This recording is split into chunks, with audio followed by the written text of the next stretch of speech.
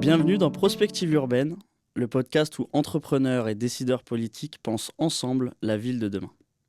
Pour en parler aujourd'hui, nous recevons deux invités au parcours engagé, Rémi Cardon, bonjour, sénateur de la Somme, et Nicolas Hazard, entrepreneur et essayiste. Messieurs, merci d'avoir accepté mon invitation et sans plus tarder, je vais commencer par une présentation, chacun d'entre vous. Rémi Cardon, vous êtes sénateur de la Somme, membre du groupe socialiste, écologiste et républicain, et vous exercez au Sénat des responsabilités au cœur des sujets qui structurent la ville et surtout les territoires sur le long terme. Vous êtes secrétaire de la Commission des affaires économiques et membre de la délégation sénatoriale à la prospective. Vous avez été élu par ailleurs le plus jeune sénateur de la Ve République. Votre parcours est intéressant parce qu'il part du terrain et d'une réalité très concrète, celle des bassins de vie, des services du quotidien, de l'emploi, de la transformation numérique et de la capacité à tenir ensemble attractivité, justice sociale et souveraineté économique.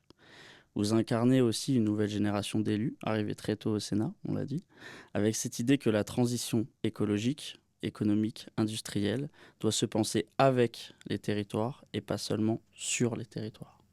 Est-ce que vous voulez ajouter quelque chose, Rémi ? C'est extrêmement bien résumé et j'ai pas d'autres mots à vous dire, mais on aura l'occasion de rentrer dans le sujet. On aura l'occasion. Merci.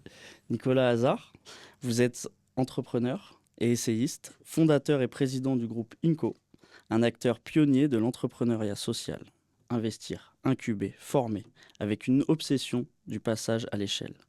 Vous avez également fondé le Comptoir de l'innovation, souvent présenté comme l'un des premiers fonds à impact en France.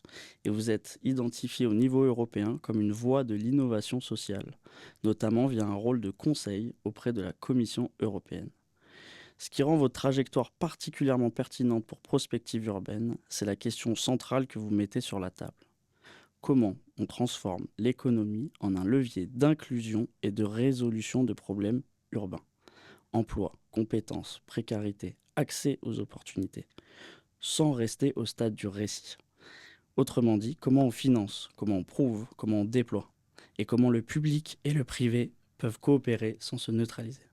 Est-ce que vous voulez ajouter quelque chose ? Non, votre honneur. Merci. Oh, c'est gentil.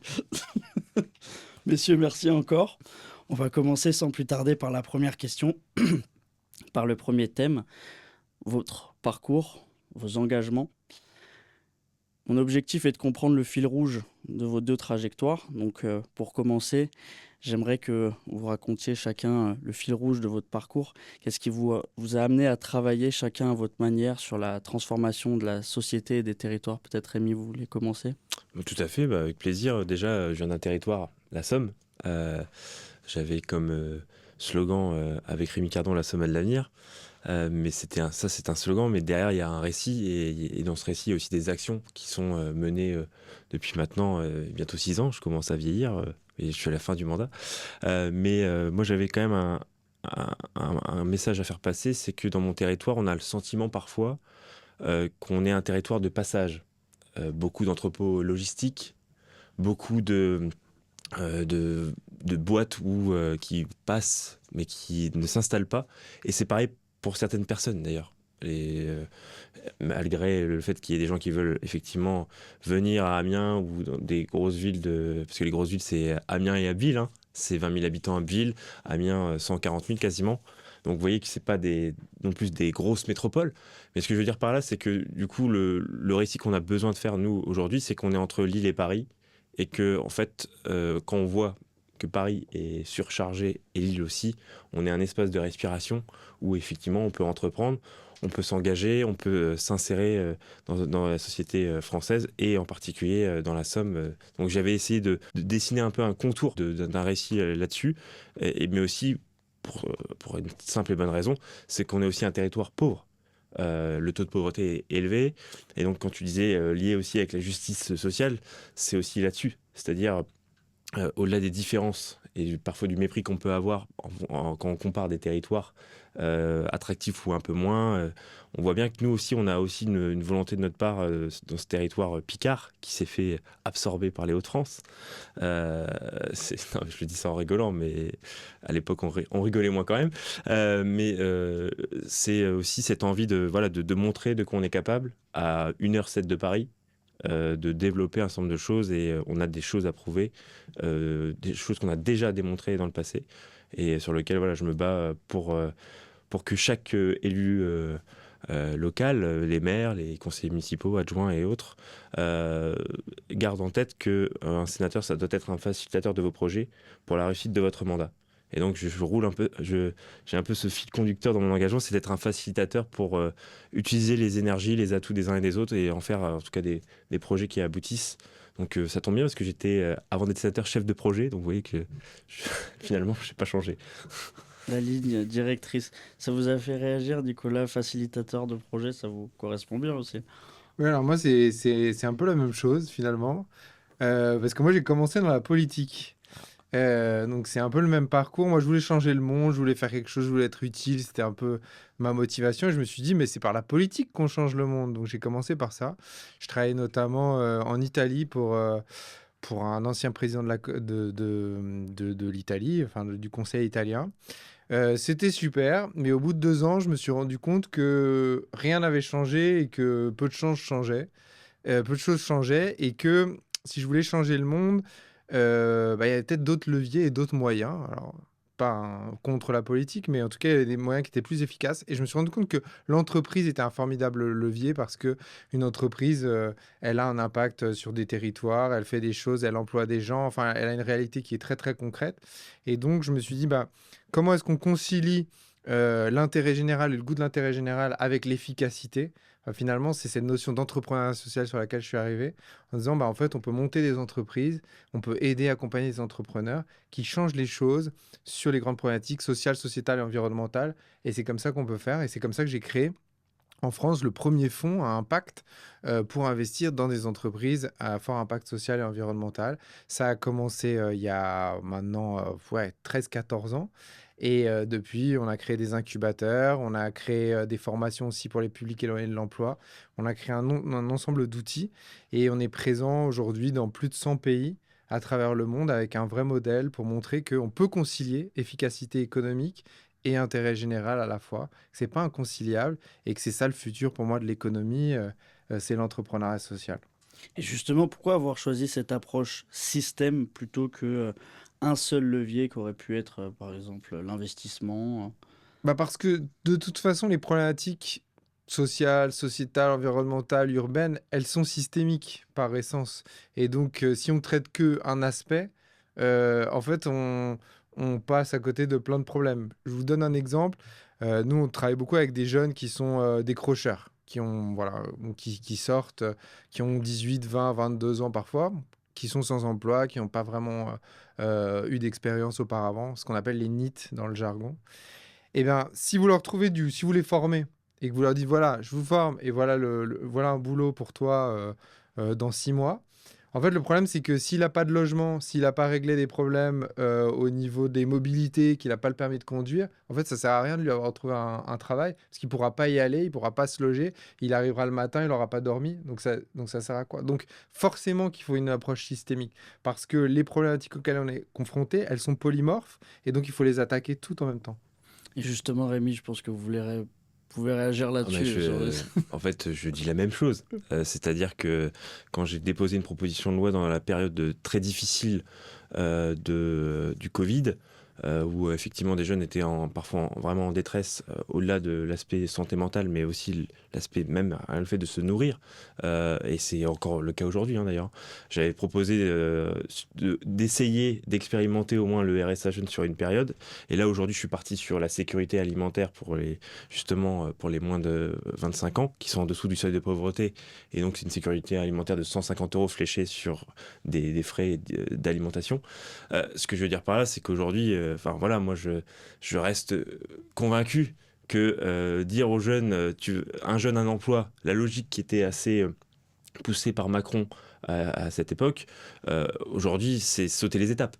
En fait, c'est plutôt vérifier qu'il est en mesure de se nourrir, vérifier qu'il est en mesure de se loger et vérifier ensuite qu'il est en mesure ensuite de s'émanciper, de se former, de se déplacer et ainsi de suite, en fait. Et donc là aussi, on voit bien qu'il y a une vraie différence dans les différentes dans la classe politique de comment on perçoit les choses et comment on perçoit voilà qu'est-ce que ça veut dire bien grandir?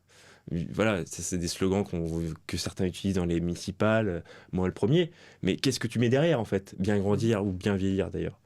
Et ça, c'est ça qui est important là-dedans. Et donc, je pense que dans la réponse politique, il faut des actes. Et moi, j'en avais tellement marre, pour rien de vous cacher, qu'on était sur des politiques conjoncturelles, des chèques par-ci, des chèques par-là. Et alors qu'il faut, au bout d'un moment, il faut une politique structurelle.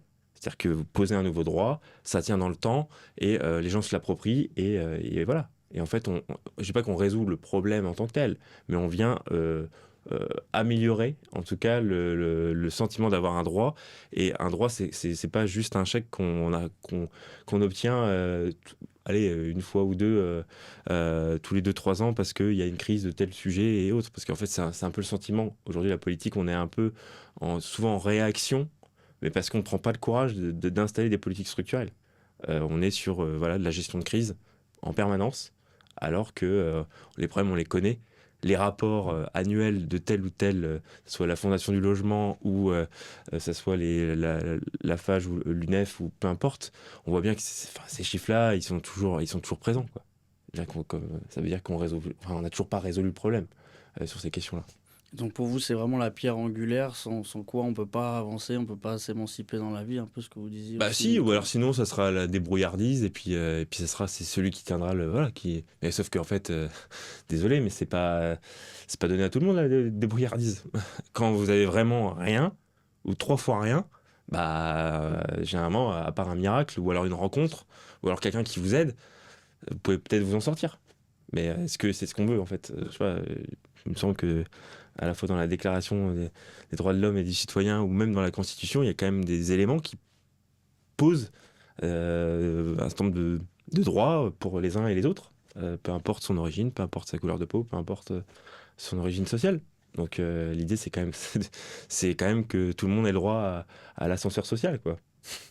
Et ça, vous, c'est quelque chose que vous prenez, Nicolas. Ça. Ouais, enfin, je pense pour expliquer ça, il y a quand même une dérive institutionnelle, enfin, il y a une dérive polymorphe là encore, mais c'est une dérive des structures sociales. Les structures sociales ont disparu au fur et à mesure du temps. Quand je dis structure sociale, c'est aussi bien l'école.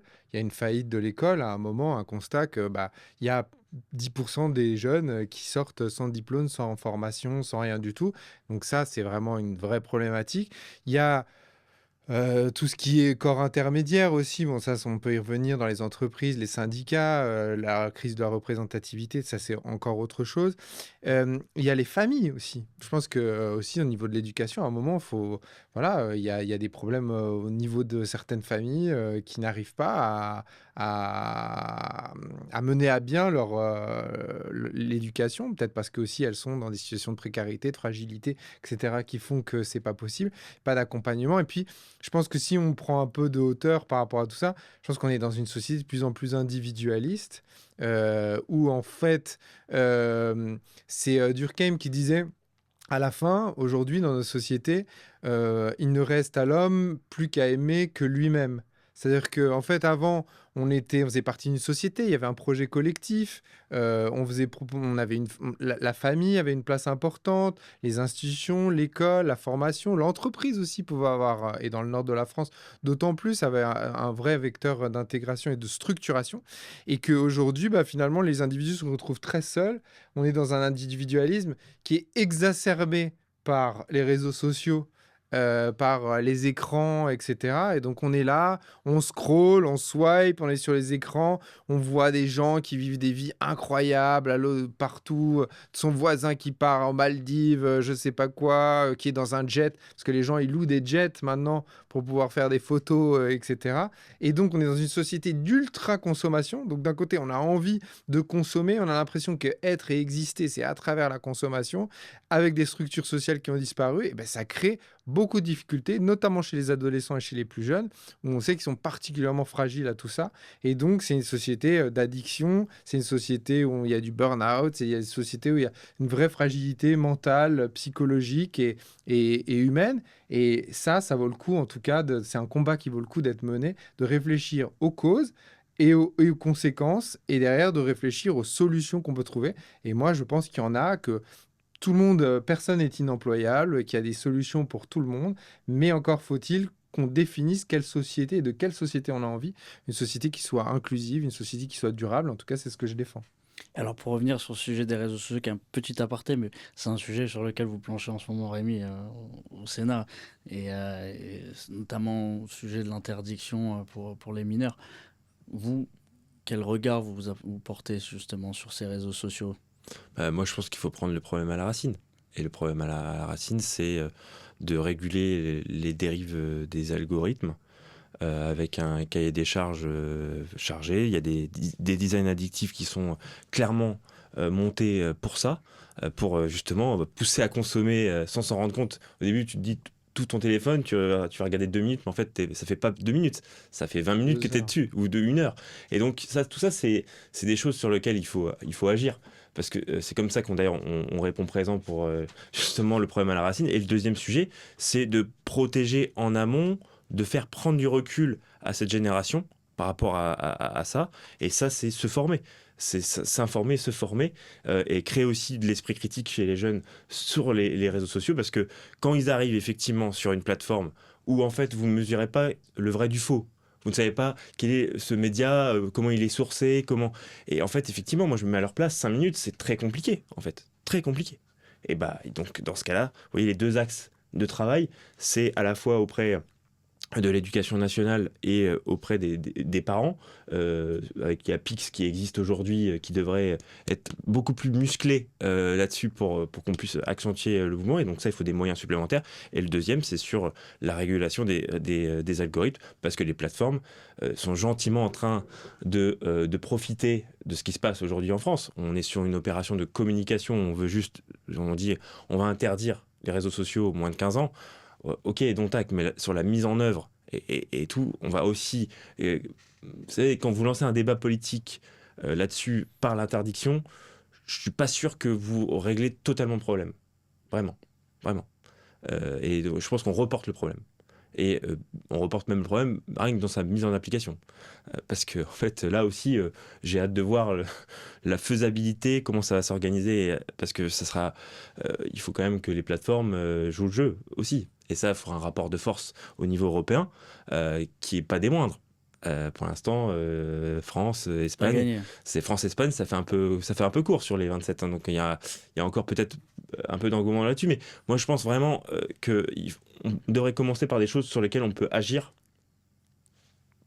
de notre plein gré, plutôt que des choses qui vont dépendre d'un accord global des 27 États membres et qui ensuite, on arrivera peut-être à interdire aux moins de 15 ans.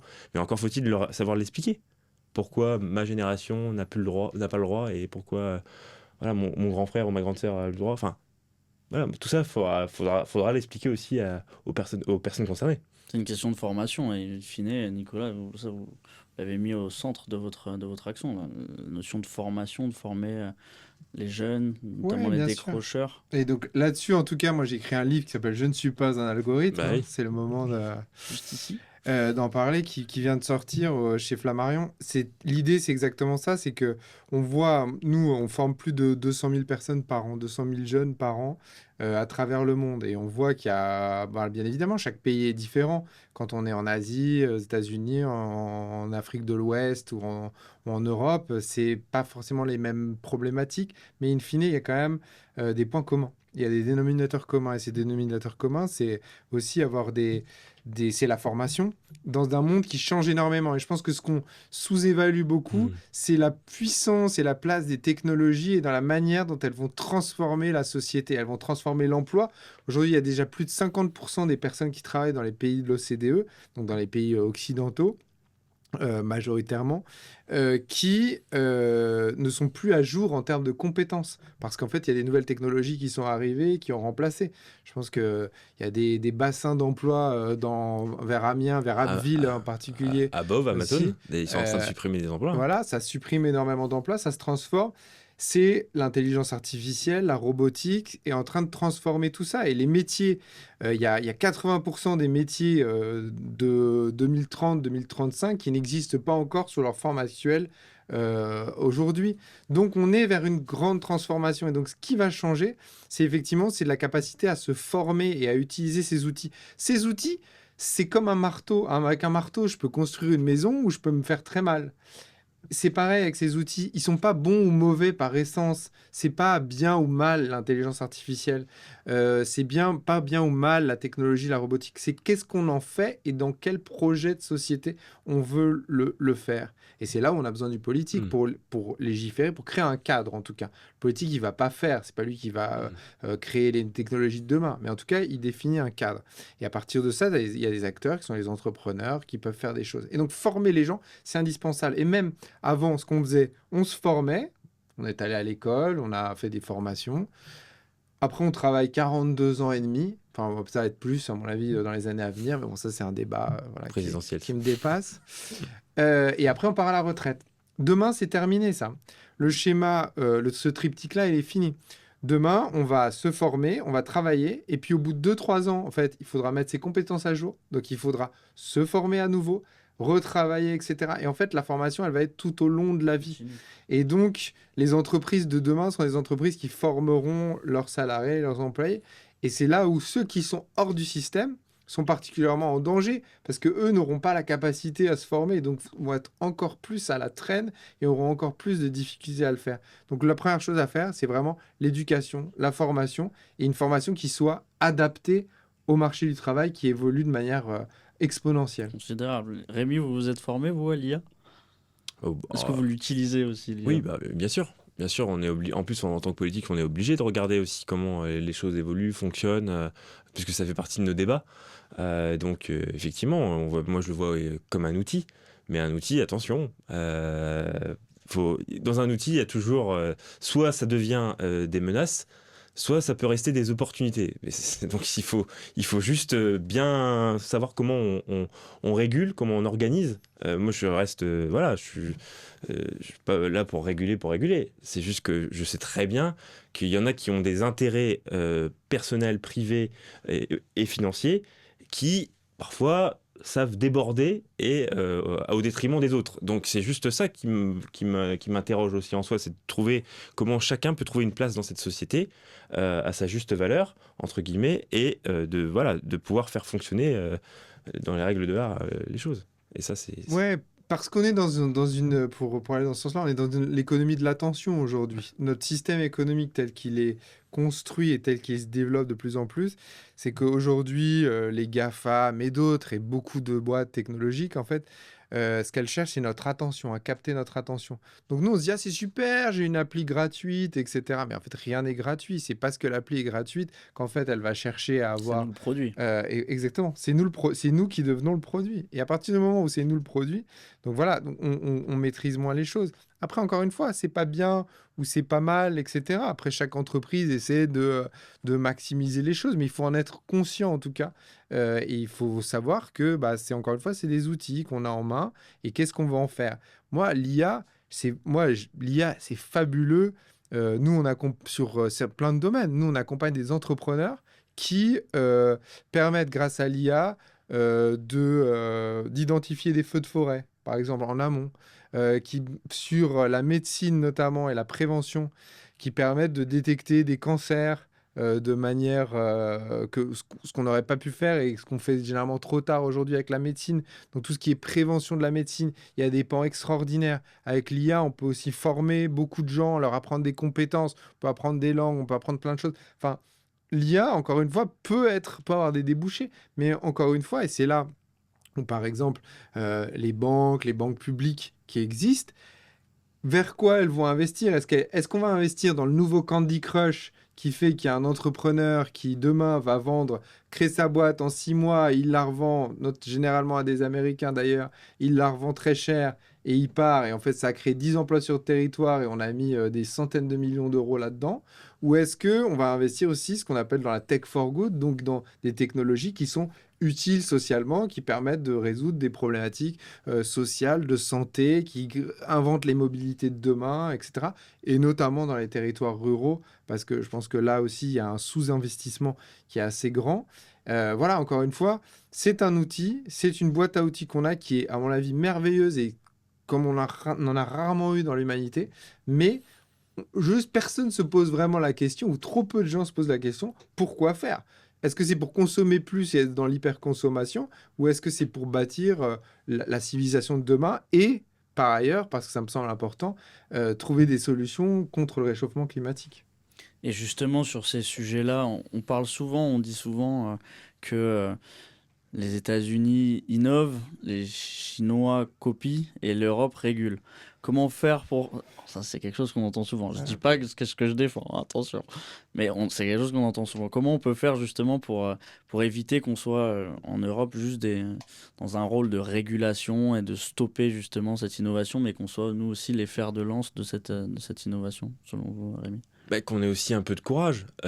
Du courage dans le sens où aujourd'hui, ce que fait la BPI, parfois, je suis désolé, il y a des investissements qui vont pas forcément dans le sens de l'impact social ou environnemental. Et moi, c'est ce que je défendais d'ailleurs dans un manifeste il y a quelques mois de la French Tech populaire. Je disais que la French Tech, elle a été voilà, prise sous emprise d'une certaine classe, désolé de le dire comme ça, un peu fort, essentiellement macroniste, et qui a tout dévoyé derrière, alors que c'était une opportunité rêvée pour justement lancer un engouement, lancer aussi des entrepreneurs, enfin lancer une dynamique. Et je trouve qu'il y avait besoin d'un nouveau récit. Et je rejoins avec ce que tu disais, Nicolas, c'est que on a besoin d'investir sur des solutions de demain qui vont avoir essentiellement un impact social et environnemental pour plusieurs raisons. Parce que je vois trop souvent, et j'ai le cas, j'ai aussi un contre-exemple, on pourrait dire que Insect, qui a été du coup que je connais très bien, qui est dans mon département, mais qui est en liquidation judiciaire, hein, donc 150 millions d'euros, soi-disant, parce qu'on ne sait pas encore les chiffres exacts, d'argent public, essentiellement de la BPI. C'était pour, effectivement, avec des scarabées, et de récupérer... Générer des générer, formes de voilà, protéines. générer des protéines pour base au début d'insectes. les animaux et demain peut-être les humains. Sauf que en l'occurrence, on voit bien, il y a eu énormément d'argent public qui a été mis là-dedans. On pourrait se dire c'est un impact social et environnemental, mais ce qui s'est passé derrière, c'est dans la façon de... c'est-à-dire qu'ils ont levé les 600 millions d'euros, il y a eu 150 millions d'euros à peu près d'argent public, je pense que c'est beaucoup plus, mais c'est un autre avis. Et derrière, il y a eu des milliers de cabinets de conseil qui ont pris des 100 000, 400 000 euros par-ci, par-là. Et au fur et à mesure, même si le marché était difficile, même si le coût de l'énergie aussi c'était pas une très bonne période, mais il n'y a pas que ça. Il n'y a pas que la guerre en Ukraine, il y a aussi tout un écosystème très organisé qui a su profiter d'un moment, et là-dessus, voilà, c'est pour ça qu'il faut un niveau de vigilance. Je pense que des aides, il faut aussi des contreparties. Il faut faire le point, comme on fait d'ailleurs avec des associations, comme on fait avec des collectivités. Et c'est ça aussi le sujet. Sans aller faire la chasse, c'est pas ça le sujet. C'est pas aller faire la chasse sur ce que fait les uns, ce que font les autres. Mais c'est de pouvoir. Aujourd'hui, l'argent public, moi, ça a fait un massacre, hein, chez moi. C'est Poulainville au nord d'Amiens. C'est un bâtiment de 40 mètres, de 40 mètres. D'accord. Enfin, l'image que ça donne, c'est voilà, il y a eu quatre ministres macronistes qui sont venus il y a 3 ans pour dire en grande pompe c'est le projet du siècle, et à la fin, boum, échec total, quoi. Vous voyez, donc, je ne dis pas que c'est, Non, mais je le mais c'est un connais, exemple, un peu oui. un peu dur, mais là aussi, ça mérite une vigilance quand même sur l'argent public. Bien sûr. Non, non. Bah, après, je pense que c'est même plus loin que la vigilance, mais c'est l'idée de contrepartie. C'est la notion de richesse, en fait, qu'il faut questionner. C'est-à-dire, c'est quoi la richesse? Bonne question, ça. Alors, c'est pas un podcast philo, hein, donc Non, mais on va essayer d'être concret. Mais c'est quoi la richesse? Aujourd'hui, la richesse, elle se mesure par le PIB. Donc, en gros, c'est la valeur ajoutée. Donc, c'est la valeur ajoutée qu'on va calculer. Et on a dit la croissance, donc c'est mesuré en PIB, c'est la croissance de la valeur ajoutée. Bon. Mais la richesse, aujourd'hui, d'une société notamment, elle est plus large. Alors, je ne vais pas rentrer dans le truc, la richesse, c'est les liens humains, etc. Bon, bien évidemment. Mais juste si on est d'un point de vue pragmatique, la richesse, c'est aussi l'impact. C'est ce qu'on appelle les externalités positives et négatives qu'on va créer. C'est-à-dire que si je crée une entreprise à un moment et que cette entreprise, elle pollue, bah certes, j'ai créé de la valeur ajoutée, mais derrière tout l'argent public qu'il va falloir pour dépolluer le fleuve de l'entreprise qui a pollué, bah en fait, ça fait perdre de la richesse en absolu à la collectivité. Et donc, c'est de questionner la richesse d'un point de vue global. Pareil pour l'environnement. Aujourd'hui, on ne le mesure pas. Enfin, ça, c'est de l'environnement, mais derrière la qualité de l'air, c'est la même chose.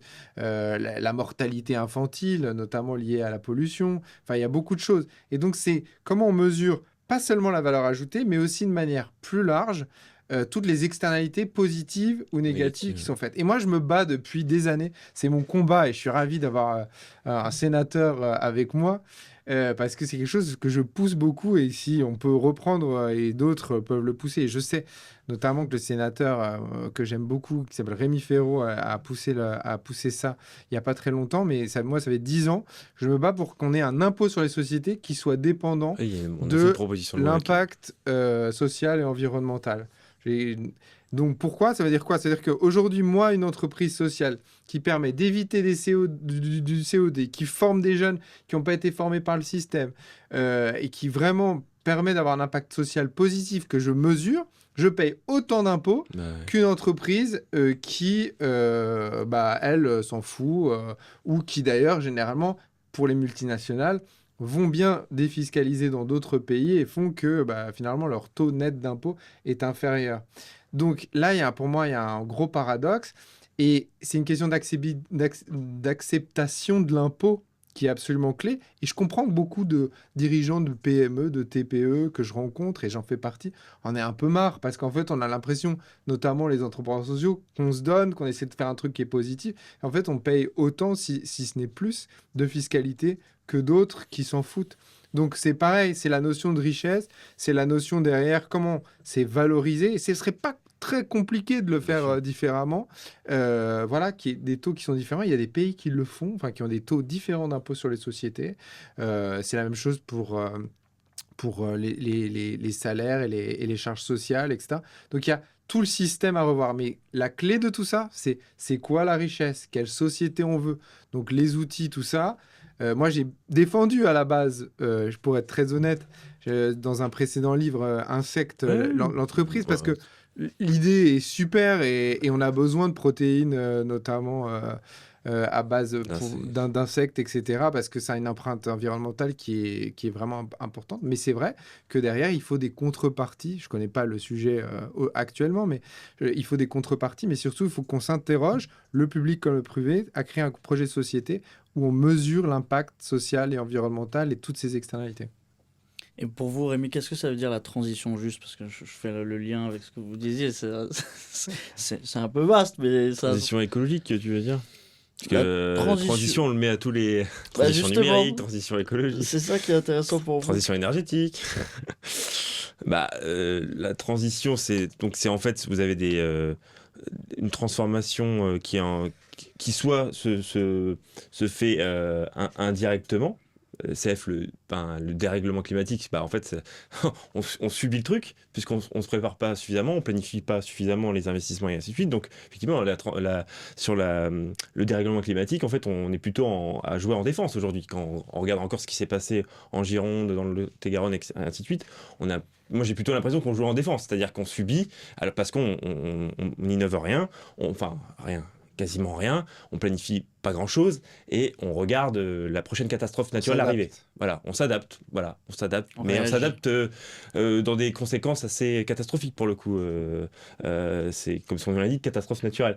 Mais ce que je veux dire par là, dans les transitions, moi ce que je ressens aujourd'hui, c'est qu'il faut la question de l'accompagnement au changement. C'est encore Un autre terme. un autre terme. Comment on accompagne la population pour les embarquer?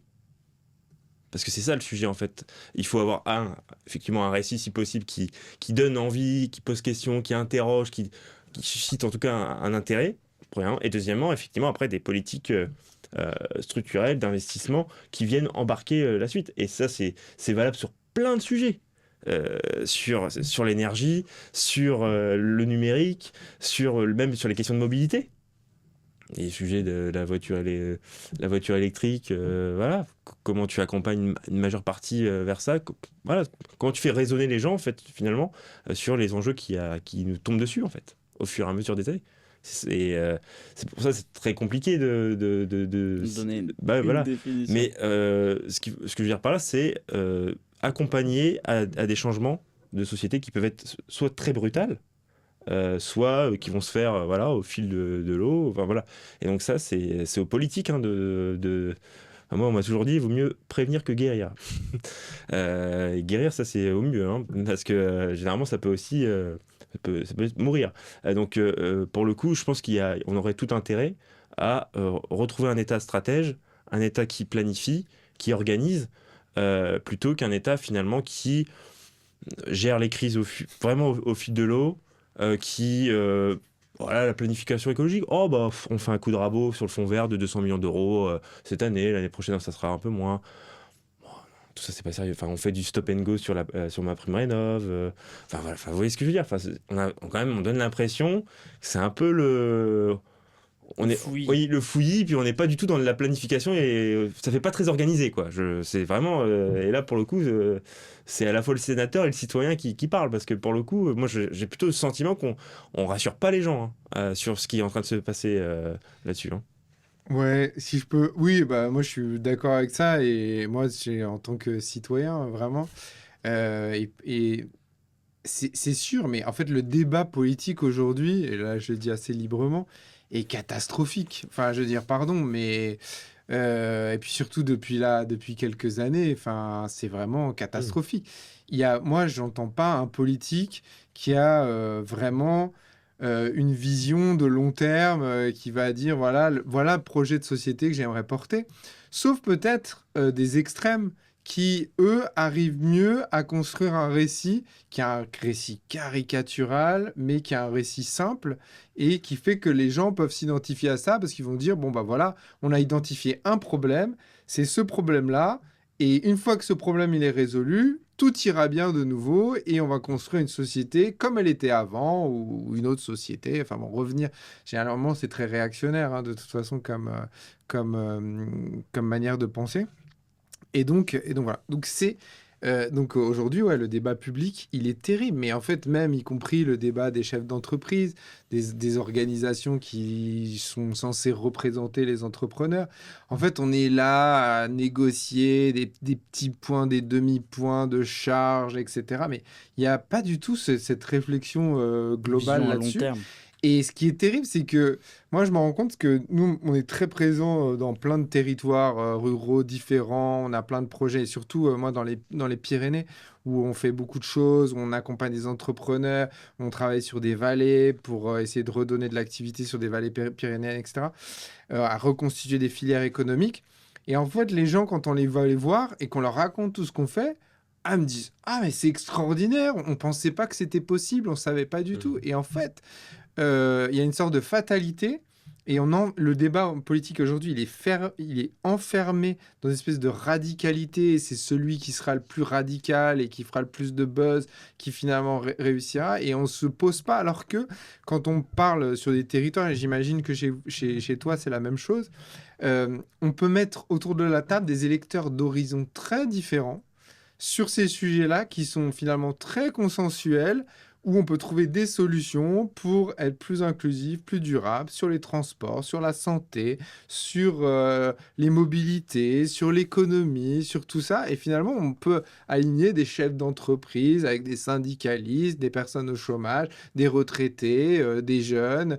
Enfin, voilà. Mais ça, c'est ce qui se passe dans les territoires. Mais j'ai l'impression que le débat politique global relayé honteusement par beaucoup de médias et de manière vraiment caricaturale, fait que bah, beaucoup de personnes sont désespérées et se disent bah il n'y a pas de solution. Et qu'on sorte du combat de posture et qu'on propose véritablement Exactement, et des c'est ce que choses. je trouve juste ce Mhm. que je trouve intéressant dans la période actuelle, c'est que et qu'on réussit à moitié, c'est que là une période actuelle où en fait, vu qu'il n'y a pas de majorité, en tout cas à l'Assemblée nationale, bah, du coup c'est le moment où les Français disent bah, mettez-vous d'accord plus ou moins. Et on sent que c'est quand même difficile, quoi. C'est-à-dire que on y arrive un peu, mais on manque aussi de cette culture-là. Je pense que c'est aussi tout un système institutionnel. Tout le monde a en tête la présidentielle. Et donc, voilà, Bon, après, ça, c'est ton sujet, tu connais mieux que ça. Mais en tout cas, je trouve que c'est terrible parce que les solutions, il y en a. Moi, je suis extrêmement positif. J'en vois, je sais que c'est possible de faire, de changer les choses, de vraiment construire des nouveaux futurs. Et pour autant, j'ai l'impression que beaucoup de gens se disent que c'est impossible. Mm. Bah, je suis assez d'accord avec ton propos, parce que bon, déjà, je subis moi-même le débat politique de ce niveau-là, qui est, De en tout cas, faible qualité. bah, c'est même plus, enfin, c'est pas une histoire de, je pense que c'est même plus une histoire de qualité, c'est une histoire en fait, c'est les réseaux sociaux. Enfin, regardez la culture du débat aujourd'hui, elle est tournée, même nous, on est obligé de penser, bah, comment je vais faire 1 minute 30 assez punchy pour être visible sur les réseaux sociaux. Enfin, on en est là. On en est là pour essayer d'exister, alors que je pense qu'effectivement, on aurait tout à gagner aujourd'hui de travailler plutôt sur une culture du compromis, du consensus collectif, et tu prenais l'exemple du budget, ou même d'autres exemples, hein. Il n'y a pas de majorité, on voit bien que c'est compliqué aujourd'hui d'embarquer des socles, parce qu'en fait, première question du journaliste, et donc, du coup vous êtes inféodé à tel parti. Ouais, Moi, je suis pas journaliste. Non, mais vous voyez ce que je veux dire, c'est-à-dire qu'aujourd'hui, tu fais, tu fais une proposition de loi avec un autre parti, tout de suite, ça y est, t'es inféodé, t'es rattaché, Pour un traître. ouais, enfin, t'as tout, quoi. T'as toutes les insultes ou autres qui peuvent sortir. Alors que franchement, dans la période, on aurait, à mon avis, tout à y gagner à se poser et à essayer de trouver les compromis. Et parce que finalement, ça pouvait renforcer le Parlement, ce qui s'est passé, le fait qu'il n'y ait pas de majorité. Que en fait, le gouvernement soit obligé de céder à une addition de groupes pour avoir une majorité. comme c'est le cas dans tous les pays européens. Exactement, ça peut nous d'ailleurs, c'est plutôt rassurant, c'est que finalement on commence à ressembler, mais on voit bien que ça a été très difficile. Et puis s'ajoute à ça la complexité du calendrier 2027, où en fait chaque parti, à part peut-être le mien, peut-être, a choisi plutôt son intérêt de son futur candidat, plutôt que l'intérêt de la France et de sortir de l'impasse budgétaire. Et alors, bien sûr, on a sorti de l'impasse budgétaire, oui, temporairement, hein, parce que si, les problèmes arrivent aussi par la suite. Ah ouais. Les problèmes arrivent. Ah non, mais il y a un tsunami qui arrive en fait, on se rend pas compte là encore une fois. C'est comme on nous raconte pas aux gens la transformation de le marché du travail qui va être gigantesque. Je pense qu'on ne raconte pas non plus le tsunami budgétaire qui arrive, parce qu'en fait ça a été beaucoup reculé pour mieux sauter sur pas mal de sujets. Je pense qu'on a des années qui sont difficiles. Et là, la France, voilà, il y a des grands défis à relever. Après, parfois, il faut toucher le fond pour pouvoir mieux remonter. Donc, espérons qu'on a espérant. touché le fond de la piscine et qu'on est en train de remonter. Mais en tout cas, les enjeux, ils sont là. C'est ceux d'une transformation d'un siècle qui bouge énormément, de technologies qui bougent de manière exponentielle, qui font qu'il y a des inégalités territoriales, moi j'y tiens beaucoup, et je pense que toi aussi, qui sont gigantesques, qui se créent de plus en plus entre métropoles et territoires ruraux, voilà, où on investit aussi tout. Tu parlais de la BPI sur ses investissements, mais je pense qu'on investit tout aujourd'hui sur les grandes métropoles, et c'est là où vont la plupart des moyens. Je pense qu'il y a nos territoires, notamment ruraux, territoires de montagne, enfin, beaucoup de territoires, en tout cas en France, ont énormément de potentiel. Il y a des gens absolument extraordinaires qui innovent beaucoup. L'innovation, c'est pas le monopole des grandes villes. Nous, on le voit, on accompagne, on a des incubateurs d'entreprises sur des territoires ruraux.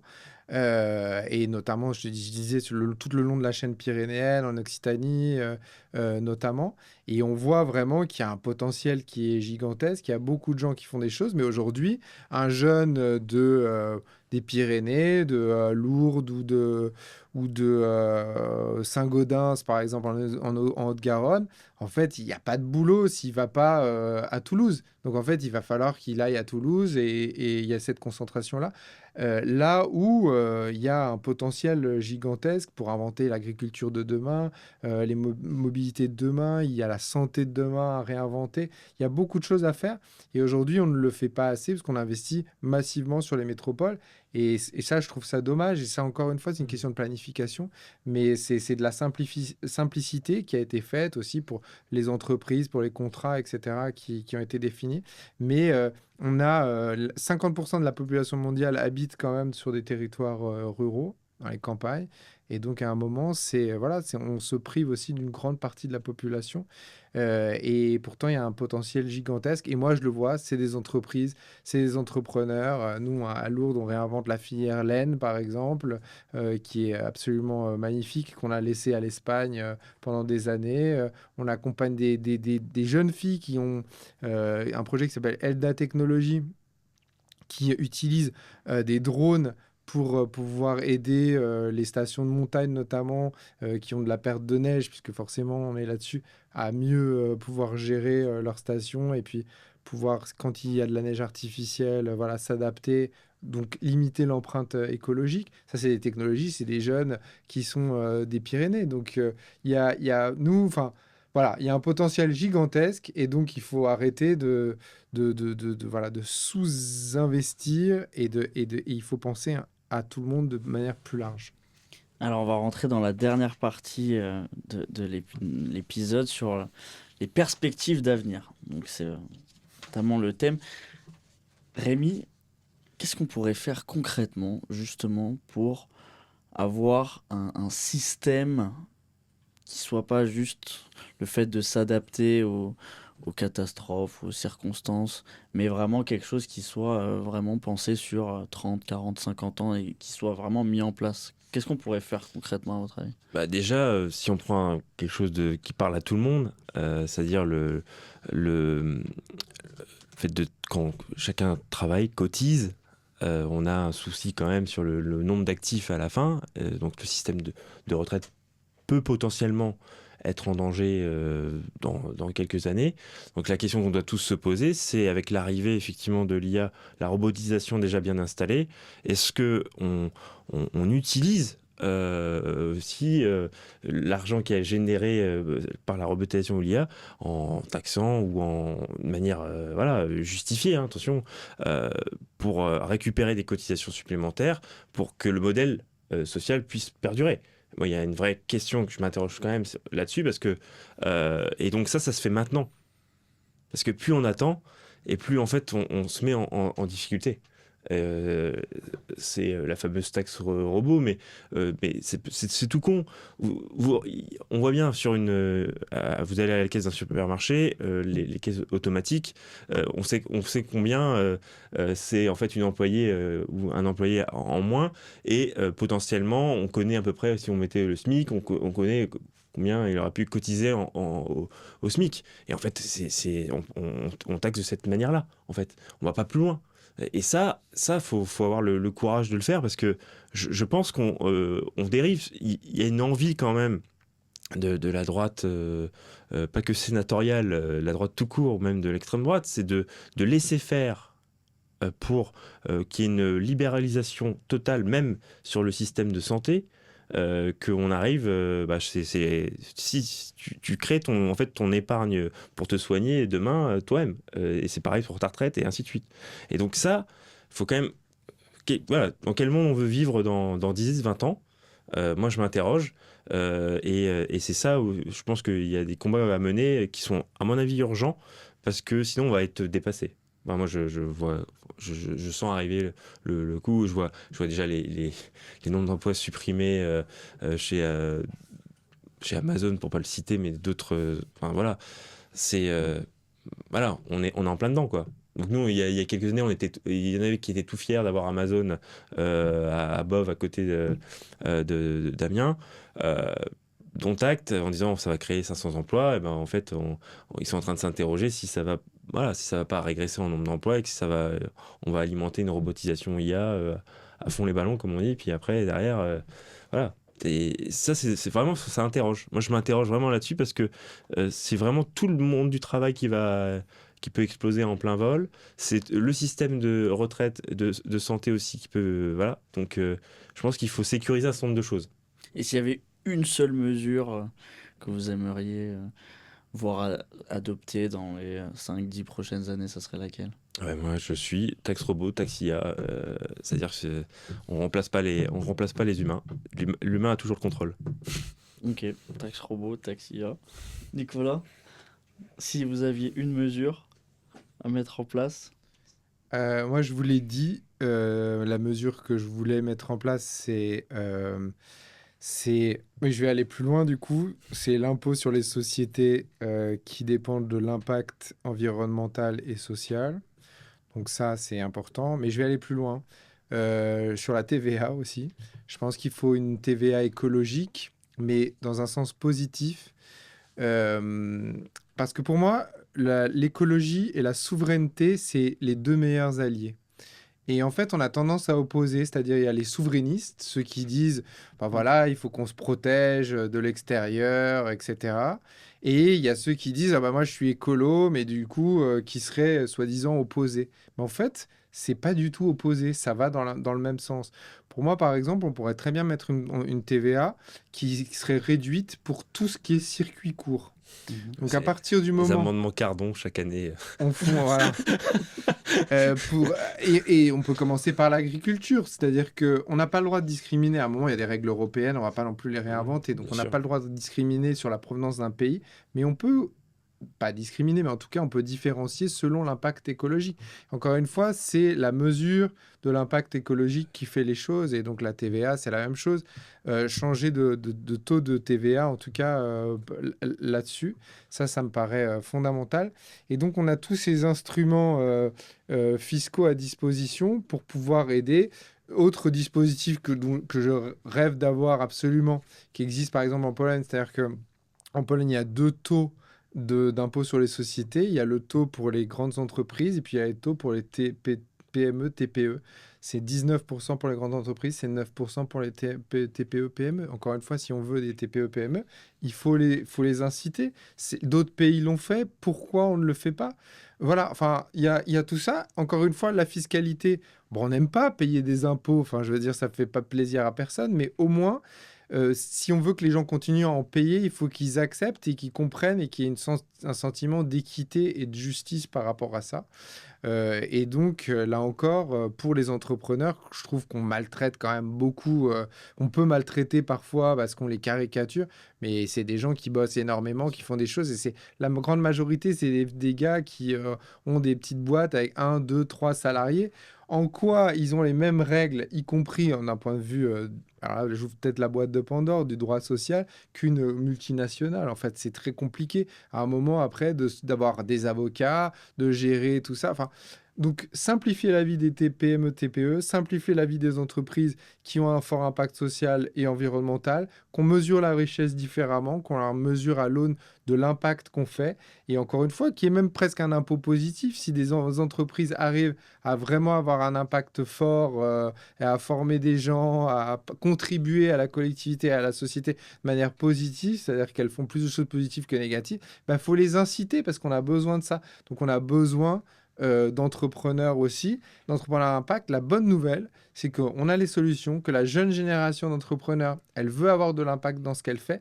Et donc maintenant, c'est comment on les accompagne. Le but, c'est pas d'être riche pour être riche, être entrepreneur, c'est vouloir être riche. C'est pas ça l'incitation. Pour beaucoup, l'incitation, et même Schumpeter, qui est pourtant un économiste ultra C'est libéral, libéral. etc., expliquait que les motivations de l'entrepreneur, il en a défini 4. Dans les 4, il n'y a pas le fait de devenir riche ou d'amasser de la richesse. Il y a créer un royaume, être indépendant, créer son propre projet. Voilà, c'est ça la démarche entrepreneuriale aussi. On a besoin d'entrepreneurs et de gens qui bossent dans ces boîtes-là. Souveraineté, écologie, ça va ensemble. Aujourd'hui, une grande partie de nos agriculteurs, peut-être pas la majeure partie, sont plus écologiques dans la manière de produire que les produits sur lesquels ils sont en concurrence dans les rayons des supermarchés. Et ça, il faut pouvoir les aider, les accompagner. Et donc voilà, il faut inventer. On a une boîte à outils fiscale, il faut l'inventer. C'est ça.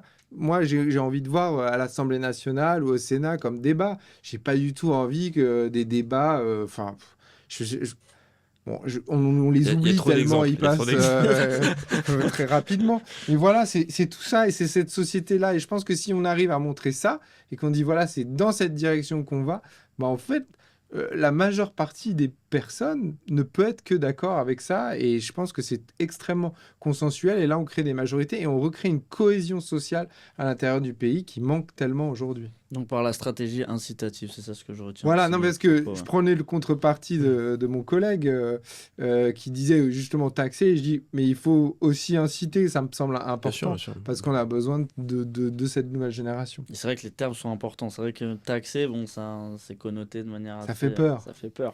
Et inciter, bon, c'est vrai que ça. On taxe des robots, c'est quoi le problème?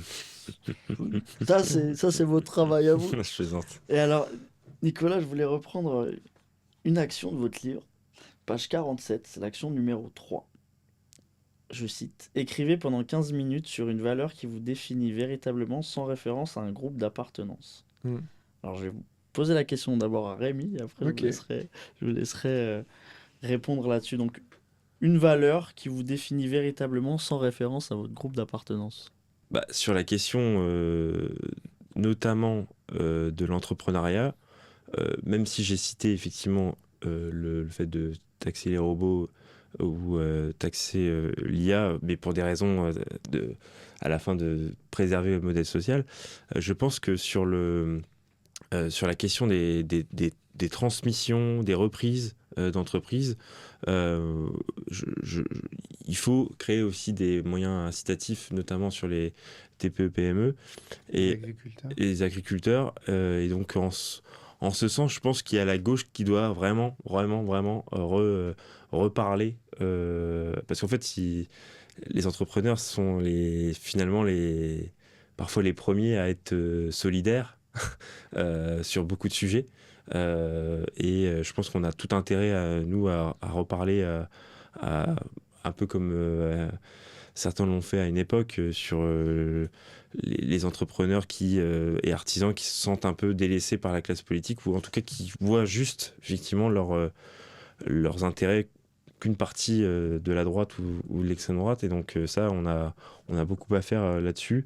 Et ça passe par des mesures incitatives et quitte à assumer des choses sur la fiscalité qui vont pas forcément, voilà, qui vont pas forcément dans l'histoire de mon parti.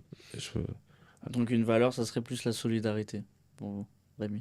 Non, ça, c'est C'est ce Ah, que je c'est retiens. dedans, mais ce que je veux dire par là, c'est de reparler plutôt parler à une catégorie de personnes qu'on a trop oubliées dans mon parti et sur lequel il faut, parce que forcément, on a été, tu faisais la remarque, taxé, donc forcément, on est connoté comme Taxer quoi les on veut du mal aux entrepreneurs, mais je pense que c'est bien au contraire. C'est pour mieux rééquilibrer la justice entre ces entrepreneurs eux-mêmes, que ce soit les TPE, PME, et je pense qu'on ne peut pas vivre dans une société où en fait on met les mêmes règles pour les personnes qui n'ont pas les mêmes moyens.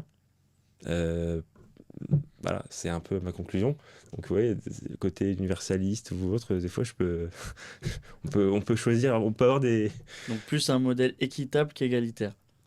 Ouais, Ok. pour l'entrepreneuriat, je pense que oui. Nicolas, Bah, on moi, va prendre justement, là-dessus. bah, moi, ce qui serait facile, c'est de dire la générosité, la solidarité, l'impact, etc. Non, moi, la valeur qui peut-être serait, parce que c'est de donner une valeur un peu qui n'a pas forcément l'air d'être dans le corps de tout ça, mais ça l'est pour autant. Moi, c'est la valeur travail dont j'aimerais pas parler. La valeur travail.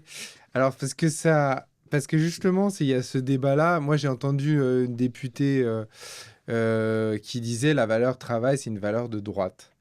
Et en fait, je trouve que c'est une énorme erreur. Et pour le coup, je peux en vouloir beaucoup à la gauche là-dessus. Parce qu'en fait, c'est une énorme erreur parce que le travail, j'en parle dans mon livre aussi, c'est le sens qu'on donne aussi à une partie de sa vie, parce que c'est là où on passe beaucoup de temps, c'est là où on se construit, c'est là où on a une identité sociale, c'est ce qui fait qu'on avance, voilà, le travail pour beaucoup, et y compris moi j'ai rencontré plusieurs fois, je suis allé voir des ouvriers qui ont été licenciés dans ta région. Voilà, leur travail, ils en sont extrêmement fiers, c'est quelque chose qui est très important.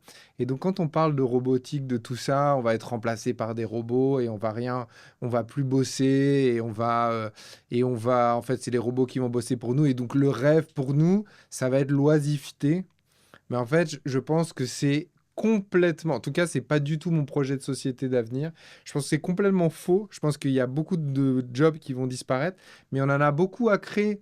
Toutes les personnes âgées qui existent, est-ce qu'elles ont envie en EHPAD que ce soit des robots qui s'occupent d'elles? Je ne pense pas. Tous les métiers de la communication, de l'empathie, du lien, tout ça, c'est des humains qui vont le faire. Donc, moi, tant mieux tant mieux, pas à titre individuel, mais collectif, que les caisses de supermarché, à la limite, elles deviennent automatiques, d'accord? Mais bien évidemment, individuellement, il faut trouver un emploi, mais il y a beaucoup d'emplois qui peuvent se créer. On a besoin de liens et d'emplois autour du lien, de la communication, parce que c'est ce qui nous rend profondément humains.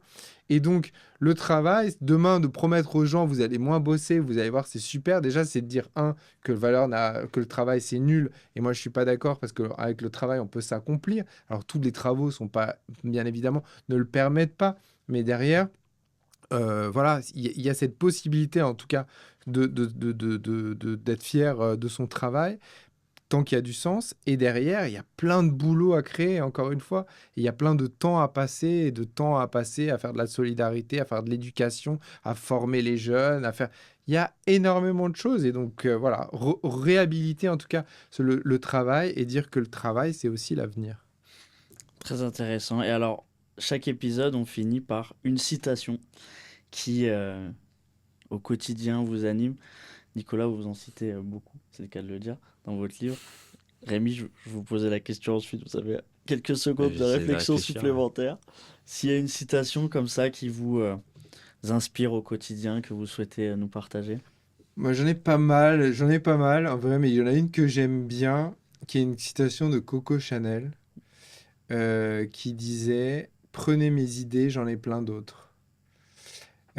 C'est pour dire que finalement, ce qui nous rend humains, c'est la créativité, c'est le fait d'inventer des choses, et que voilà, on peut faire beaucoup de choses, et il y a beaucoup d'opportunités, le champ des possibles est très large, et que finalement, bah voilà, il nous reste tout à inventer, le monde de demain est à réinventer, et donc il faut oser, il faut avoir des idées, et il faut être dans cet esprit-là, qui est un esprit plus conquérant que d'un esprit passif, qui est défensif, parce qu'en fait, aujourd'hui, on a les moyens, en tout cas, on a la possibilité d'écrire un nouveau récit.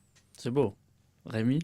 Moi, je l'ai dit sans faire exprès tout à l'heure. Je pense que, une citation, un proverbe, peu importe, mais je reste convaincu que le politique doit prévenir que guérir. C'est vraiment ma boussole. Je pense qu'on ne peut pas se permettre aujourd'hui, parce qu'on a tous la tête dans le guidon, parce que on gère les aléas, les crises, etc. Si on veut redonner envie aux gens de se mobiliser, de construire une société plus humaniste, j'emploie le mot humaniste parce que j'ai un sentiment qu'on va y avoir, il y aura non plus un conflit gauche-droite, mais un conflit humain vs robot. Oui, pas robot, mais l'autre monde, c'est-à-dire les réseaux sociaux, la numérisation à outrance, l'économie de la flemme, tout ce que vous voulez, tout ce qui est en face. Et donc je me dis que on a tout intérêt à garder cette phrase en tête pour se mobiliser toutes et tous, parce qu'en fait ça commence maintenant, et je pense qu'à quelques semaines des municipales, j'ai envie de vous dire, engagez-vous, quoi.